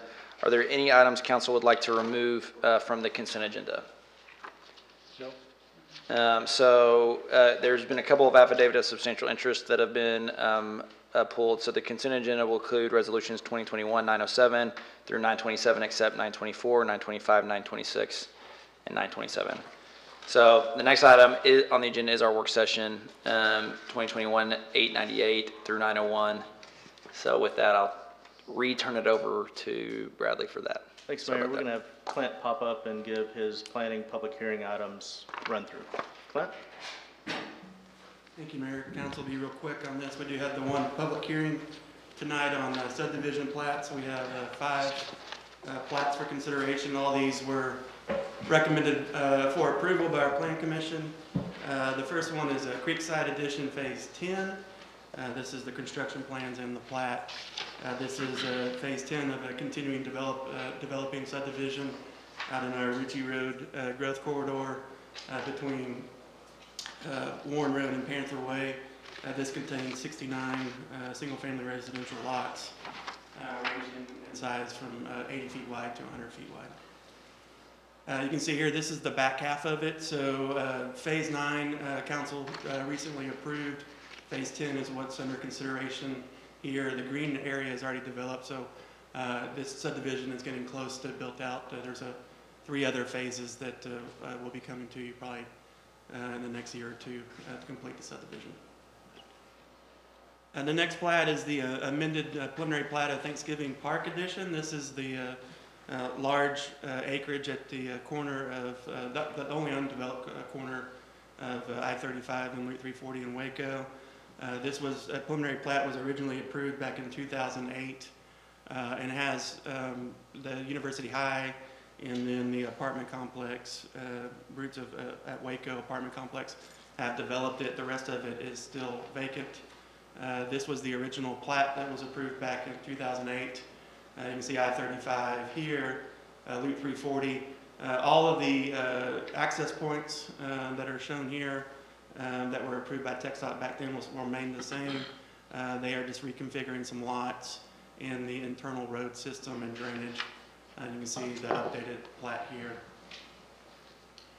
The next plat is a preliminary plat of Lake Ridge Estates Edition. This is a new single-family residential subdivision out in our ETJ, out towards Lorena at the corner of Chapel Road, where it dead ends into Spring Valley.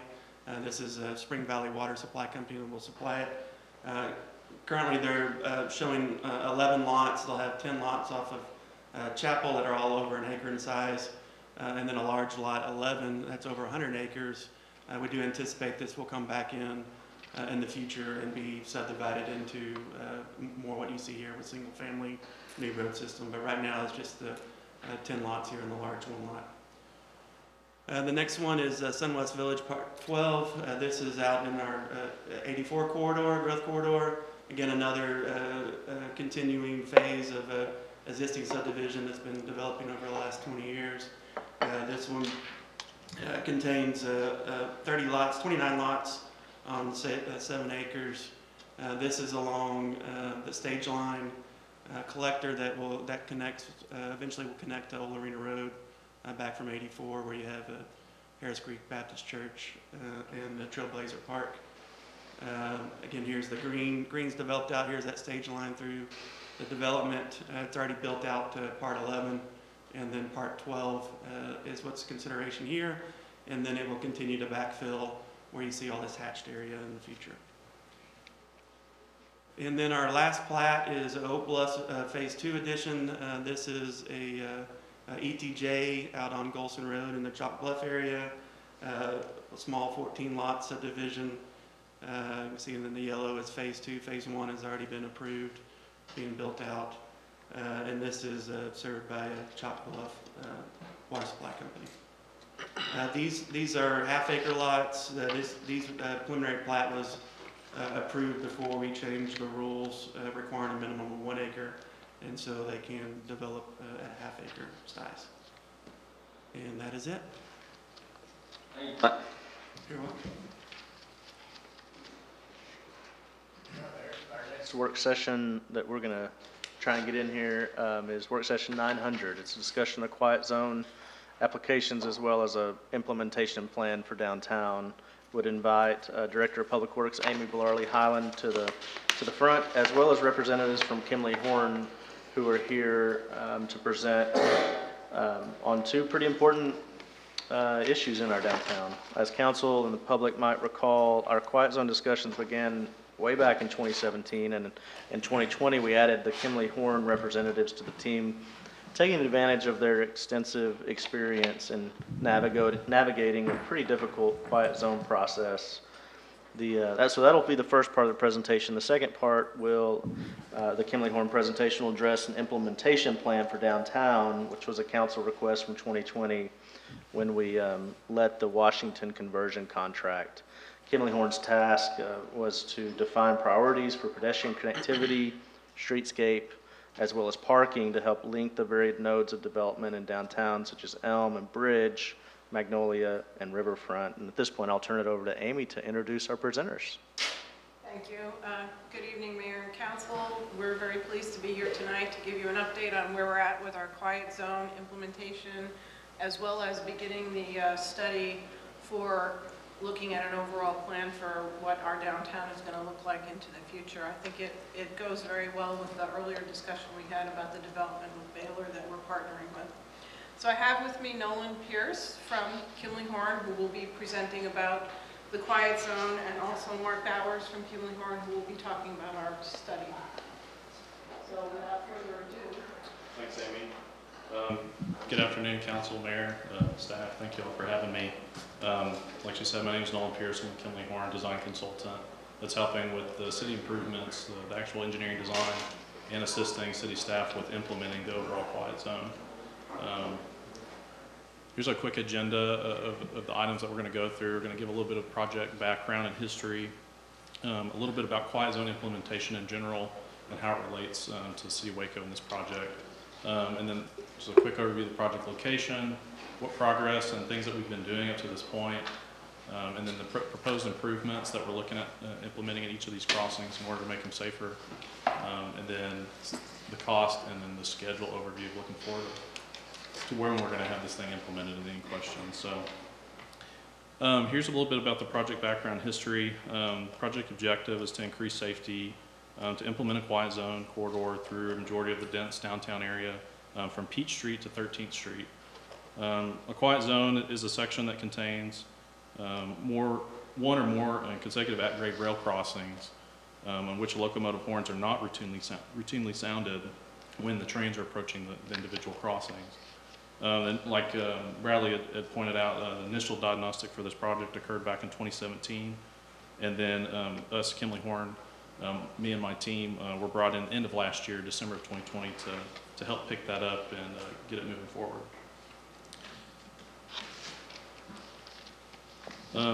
So just to talk a little bit about like quiet zone implementation and the process that it requires. There's a kind of a workflow that you see on the right side. So there's a planning stage, there's a design and notice of intent period, where we work with the railroad on the actual nitty-gritty of the improvements. And then we have to work through with them a construction and maintenance agreement to agree on the costs and whose responsibilities are going to, throughout the project. And then of course installation and construction, and then a notice of establishment, which is the final piece that allows the FRA to approve the quiet zone. Like I said, it started back in 2017, but then we were brought back in, or we were brought in at the end of 2020. Union Pacific and FRA, which is the Federal Administration, Railroad Administration, requested that a new diagnostic meeting be conducted for the corridor. So it happened back in 2017. With growth and a long period of time of limited action, they requested that the process be started over with a re-diagnostic. So we took some key components back in 2017 that had been looked at, and we built upon that to work with them. And so the roles and responsibilities of the quiet zone implementation, I mean, really, it starts with the agency, the City of Waco, their desire to initiate it, and then being a part of all the engineering and the planning stage. And then the big one is funding everything, even the Union Pacific improvements.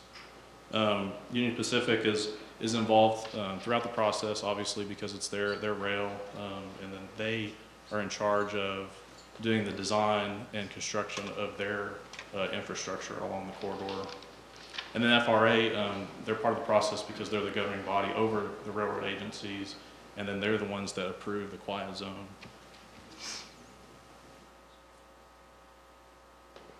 So here's a quick look at the project location. A few mile markers on there. So Peach Street on the north side of Brazos River, that's the first at-grade crossing that's included with this project. And that includes every at-grade crossing through the dense part of downtown to 13th Street.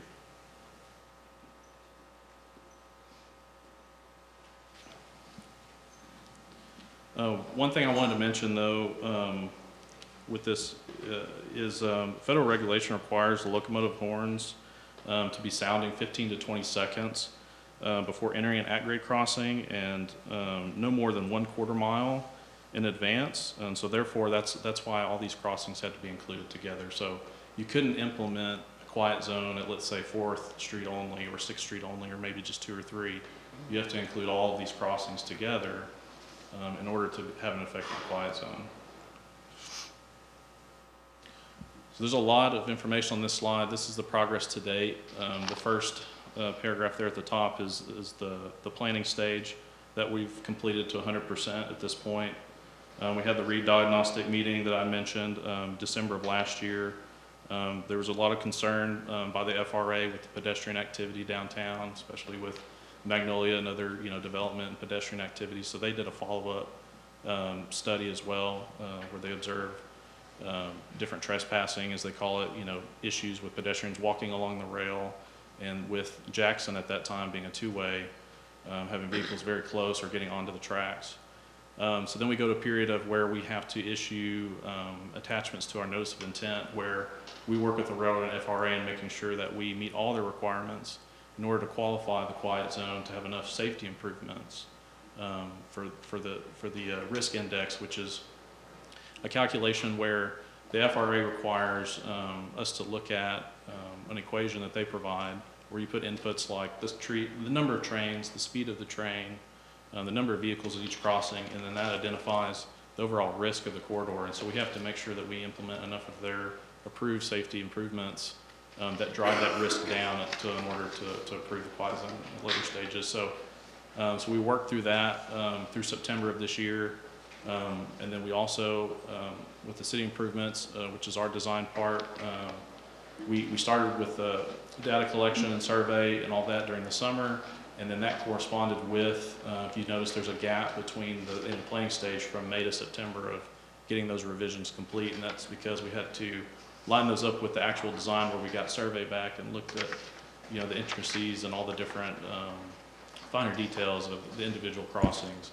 And then that was submitted to the city staff and to the FRA and to UP for review this fall. And then we've actually got comments back from the railroad and addressed those and sent them back recently. So, and then a part of this, and we'll get into this a little bit more with the schedule, Union Pacific is about 15% complete with their updated design estimate. They had worked through 4th and 5th Street.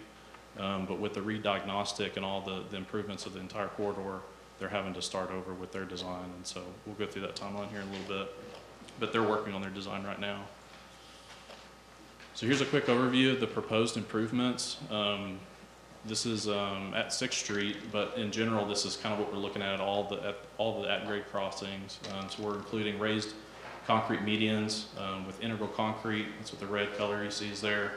We're including concrete curb and gutter bulb outs near the intersection, and that's in order to place the new signal gates with the right clearances. There'll be some asphalt level up and improvement to the pavement within the project limits at each crossing, and then of course concrete sidewalk and ramps that lead to safer crossings across the railroad, sometimes on both sides, sometimes on one side, depending on the crossing location, and then of course signing and pavement marking that all has to be up to the standards for the quiet zone.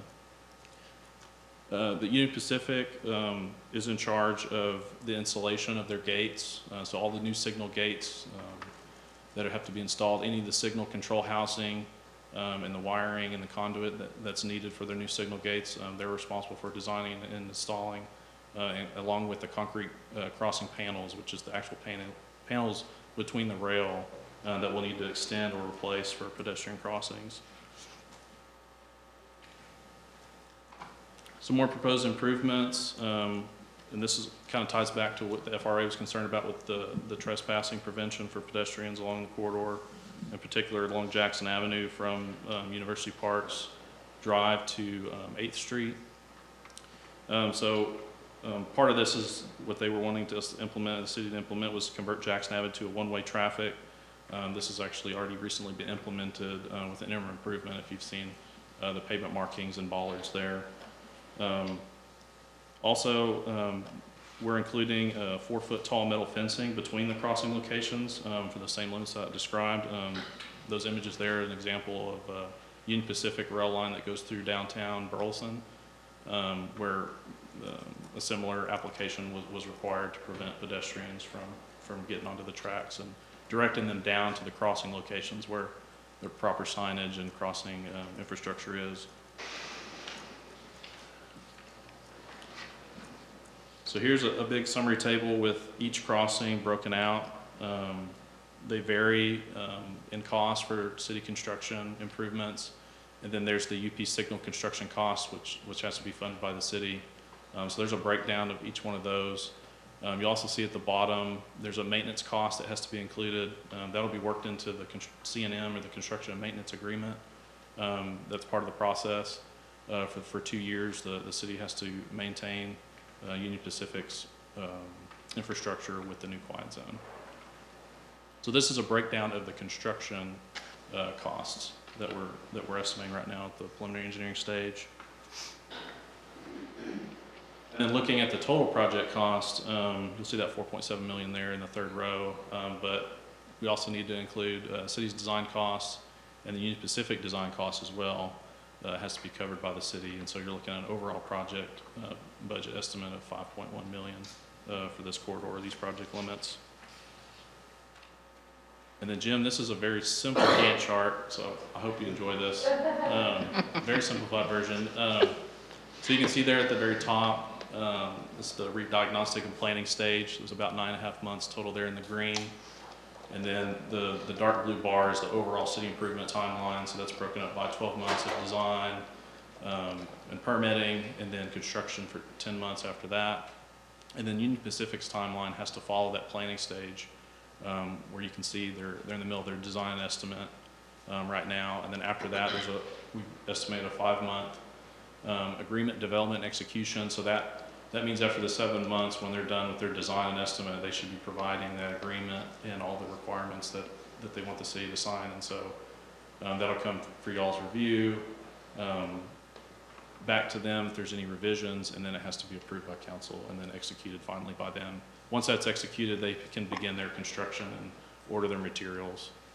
And then after that, we're looking at the notice of establishment, which is the FRA goes out and inspects and makes sure that everything was installed correctly per the diagnostic initial planning stage and through the design improvements, and then giving UP a go-ahead to stop blowing their horns for these project limits. So you'll see there we're looking at a full implementation of being in end of July 2023. With that, any questions?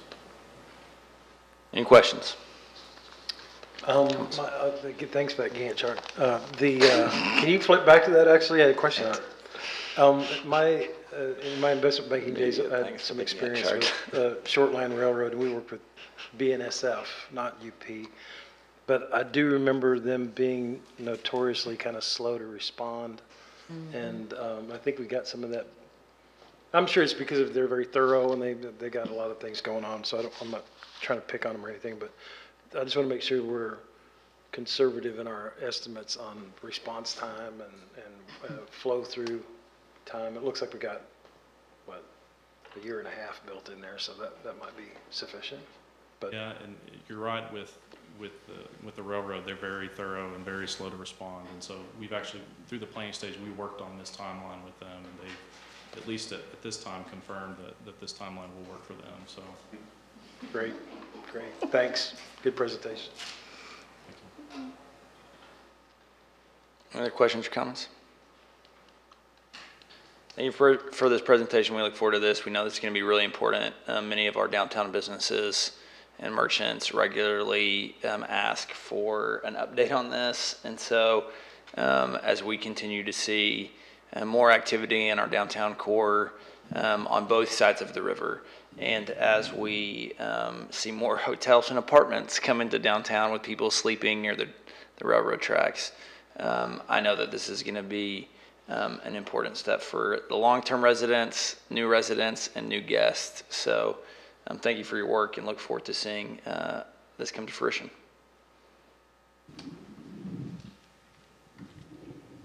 All right, if there any further questions, we'll move forward with the next presentation on our downtown implementation strategy.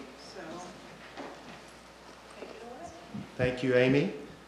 Mayor Meek and members of the Waco City Council, my name is Mark Bowers. I am an urban designer and a planner with Kimley Horn, and I'm the proposed project manager for the Waco Downtown Implementation Strategy. That item is on your agenda later this evening, but we wanted to provide you a brief overview of the scope and the process that we're proposing to go through. So very quickly, the agenda we have for you right now is a project overview. We want to share with you the study area, the project focus elements, as well as stakeholder engagement, which we think is going to be very crucial to the process of developing the vision, the overall schedule, and then answer any questions that you have this afternoon. So Kimley Horn's been asked to assist the city in preparing a very action-oriented implementation strategy for downtown improvements.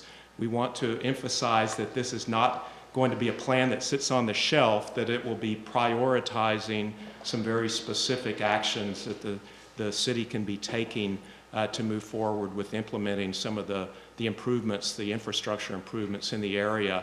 We also want to point out that it's going to integrate with existing initiatives, including the East Waco Bridge Street improvements, the Suspension Bridge, the Riverfront Pavilion, Magnolia, Austin Avenue, and any other initiatives that are going to be critical to be looking at and building upon through the process. And not only will it build upon previous studies, but as I touched on a moment ago, we will be reaching out to stakeholders for current feedback to help us provide a good north arrow to move forward with. So the study area is essentially bounded on the northeast by the Brazos River, on the southwest by 11th Street, on the northwest by Columbus Avenue, and then on the southeast, it kind of jogs between Clay Avenue, but then touches 35 at some of the key interchanges. But again, as we pointed out, it's really going to focus in on integration with some of the plans that have been taking place for some of the surrounding areas around the downtown area to make sure that we have a fully integrated plan. The key focus elements are going to be on visioning and theming, and when I say visioning and theming, we really mean for the public realm elements, for streetscape elements, looking for opportunities to work with public artists, etc. And then it will focus in on streetscape planning and design, pedestrian mobility, making strong connections back to the riverfront throughout downtown, prioritizing corridors for those. It's going to look at parking for the greater downtown area and looking at supply and demand. It will look at the University Parks Drive development, and I'll touch on each of these in a little bit more detail. So from the vision and the theming standpoint, really that theming is going to be a process in which we look at the existing historic, cultural, architectural, natural context within the downtown area.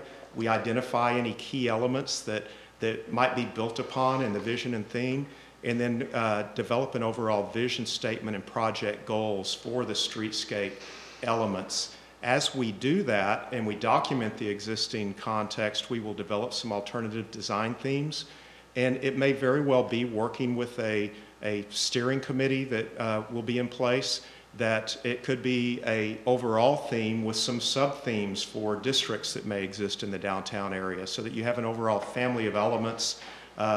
Different communities take a different approach, so we'll explore those to see where's the right place to land with the city of Waco and your constituents.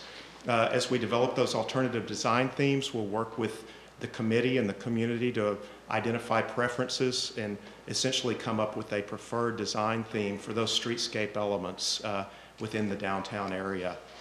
And then once we've done that, we'll develop an overall streetscape framework plan, and that framework plan is going to identify different types of corridors. What are the priority corridors that we expect to have the most pedestrian activity, and the types of elements that might be available to those, as well as secondary and tertiary corridors, and what elements are appropriate for those. It will identify the final kit of parts, we say. So what's the preferred bench, light fixtures, trash receptacles, paving patterns, etc., that might be incorporated, and then identify prototypical streetscape enlargement plans for the different types of corridors that are identified through the process. On the pedestrian mobility, we'll be analyzing pedestrian safety and doing a risk analysis to make sure that people can safely move through the downtown area as pedestrians. We'll look for missing sidewalks and ramps, the distance between pedestrian crossings, as well as traffic volumes to try to find the best path forward for pedestrian connectivity. We'll develop a pedestrian toolbox to address safety issues and an overall pedestrian implementation strategy. On parking, we're going to do an existing parking inventory. So building upon some of the studies that you saw, the high-level studies that looked within the half-mile and quarter-mile radius of the pavilion, we would be looking within the entire study area, looking at the location of parking, identifying whether it's private versus public, restrictions that may be in place on the parking, as well as utilization. When is it most highly utilized, and is there parking available that may be underutilized? We'll develop a parking forecast, and then with that, an overall parking strategy that builds upon investments and kind of provides triggers for when you might need to invest in the next step for parking so that it stays in alignment as needed with new development that comes online. The University Parks Drive development support is a hourly task that we've identified. It's going to be as needed and really to support city with review and recommendations related to the pavilion development along University Parks. We anticipate meetings with Baylor and the developers, site access review and recommendations, parking review and recommendations, as well as additional support as needed by city staff. And then finally, implementation is really going to be the critical aspect of the project. So we'll be looking at catalytic infrastructure projects. We'll be looking for ways to prioritize certain projects and create an implementation matrix and strategy with tools for program tracking, annual reporting, as well as guidelines and updates to the plan. Stakeholder involvement, as I said, will be a very critical component. Initially, we will be developing a specific stakeholder involvement plan for the project. Stakeholder engagement at this point is anticipated to be primarily with the stakeholder committee. We anticipate it could be made up with members of the PID board, but it could also include stakeholders from East Waco, Creative Waco, and other constituents that have an interest in the area. Right now, we're planning 7 monthly meetings throughout the duration of the project with the stakeholder committee. And then we're also anticipating a robust online presence with a discovery phase, online survey and interactive mapping, a master plan elements phase with online boards for public feedback on concepts, and an implementation phase where the draft plan will be available for online review and comment.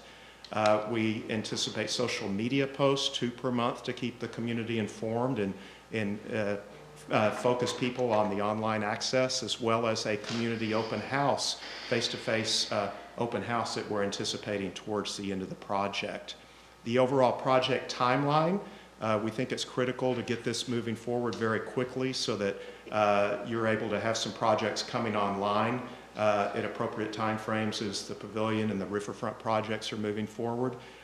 We're looking at monthly meetings starting in January with the stakeholder committee. We would have the 7 workshops. That overall public involvement would be, online presence would kick in towards the end of January and go for the duration of the project. And then you can see the various phases with data collection and discovery, vision and goals, et cetera, with the culmination of the project coming back to council in September of 2022. So that is a very quick overview of that overall project on your agenda, and I'd be happy to answer any questions that you have. Any questions? Not a question really, but more of a comment. I want to, thanks for the presentation and commitment to working through what this looks like as we reimagine and re-envision what our downtown structures look like and how they communicate and overlay and create connectivity, especially on both sides of our river. What I'm concerned about is how we are, as we identify who our stakeholders are in these public meetings, I want us to be very intentional about that. We have public meeting our people a little bit to death. And I want to make sure we're engaging active voices. I mean, because you're going to have the usual suspects, the people who are going to come to a public meeting, whether we're talking about whatever, because they're committed that way. But I think we also must activate new voices, or voices that may or may not have felt engaged in any other way. And so my challenge is that we must find new ways to reach as many people as possible, because what we consider a stakeholder, the usual stakeholders, may not be the voice that you want to hear. It may not be the voice you need to hear. So, I'm committed to us doing our part to helping you as we're frontline defense with the people who are engaged in our communities, but making sure that you do it in ways that you meet people where they are. I mean, especially in the season of COVID and all those things, we had to figure out how to pivot, overused word, 2020, 2021. But we do it in a way now that we can really reach a broader swath of people and do it in creative and festive ways. And so that's one of the things that I hope is a commitment from you in this group to reaching for those voices that may or may not have been heard in our past dealings, but need to be. Understood. And as I touched on, we will have a specific detailed public involvement plan at the beginning of the process, and it will go through all the methods of engagement, so that we can reach people at their convenience and not necessarily requiring people to come to a face-to-face meeting, to have multiple options for doing so. Awesome. So thank you for the comments. Any other comments? Just want to note how one of my favorite things is when council members wear some sort of a costume, and Andre's having a very serious conversation about equitably reaching constituents, and she's got an elf hat on with blinking lights. It's amazing. We can do all things. We can do all things. We can do all things. We can do it all. Great comments, Councilmember Bearfield. Thank you for the presentation, all. And I think there's one more work session listed, so I'll turn that over to Bradley.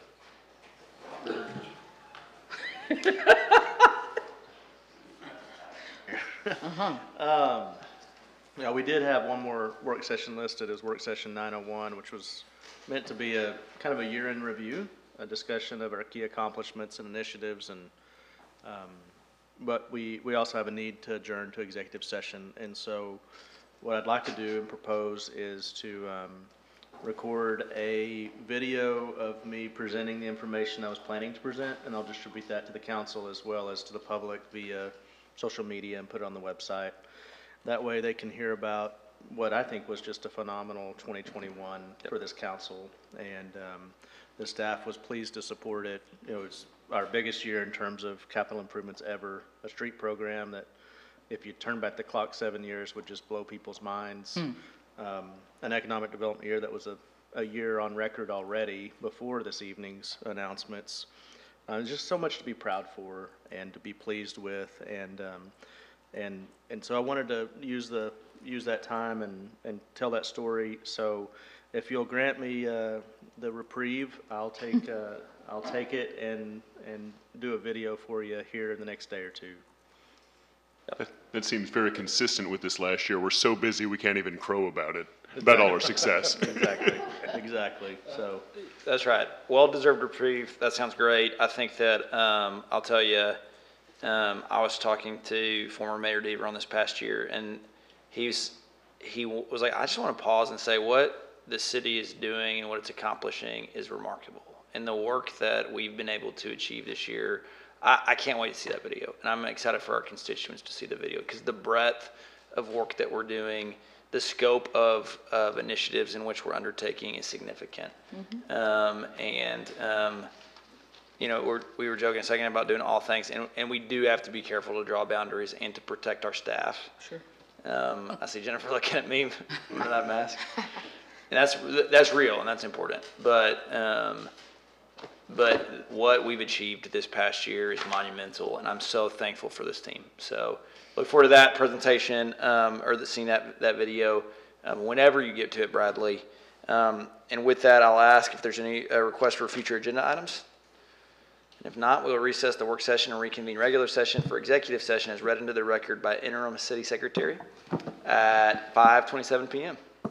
Notice is hereby given that the City Council will go into executive session in accordance with the following provisions. Real property governed by the Texas Open Meetings Act, Section 551.072, and economic development governed by the Texas Open Meetings Act, Section 1.087. We're now in executive session.